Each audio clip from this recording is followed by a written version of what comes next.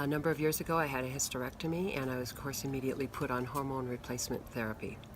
I learned how bad that is for you, and so I weaned myself off of it, but then that left me with pretty strong, frequent hot flashes.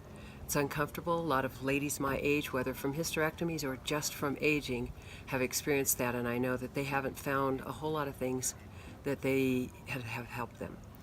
Well, I was introduced to a company called Neolife, which produces supplements that are made totally from the human food chain, nothing synthetic, and very healthy for your body. They give you the nutrients in the way God presented them in nature. I started taking some supplements.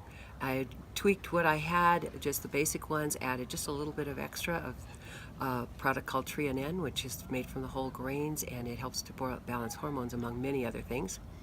And then I also added another little herbal that's made especially for women. And between the two of those, I have brought my hot flashes down by about 95%, and that makes me really, really happy. It's a great solution for anyone who has that problem. They may have to use a little bit different tweaking for their particular body, but it will be great.